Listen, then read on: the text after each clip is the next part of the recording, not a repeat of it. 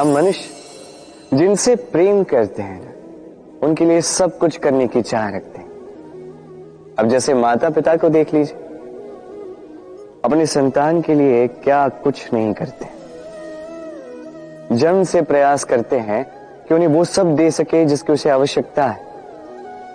उसका स्वास्थ्य ठीक रहे, इसलिए उसकी देखभाल रखते हैं, उसकी चिंता करते हैं, आजीवन प्रयास करते हैं, धन अर्जित करते हैं ताकि संतान को एक घर दे सके, ताकि संतान आनंदित रह सके। किंतु इसमें कुछ न कुछ, कहीं ना कहीं अनुचित। अब आप पूछेंगे कि इसमें अनुचित भला क्या है?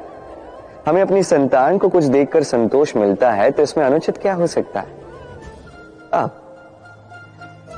आप ये नहीं समझ पा रहे हैं कि आपकी संतान को आगे जाके इसी का बहुत बड़ा मूल्य चुकाना होगा। आप ही की संतान को, और किसी को नहीं। जब उसे कुछ पाना होगा, वो संतान सर्वप्रथम आप ही को देखेगी। स्वयं परिश्रम करके उसे पाने का प्रयास वो नहीं करेगी, और जब उसे पा न सके तो सबसे अधिक दुख भी आपके संतान को ही होगा।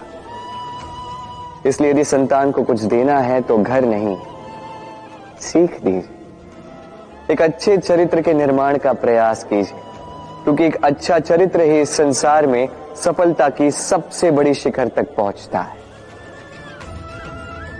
राधे।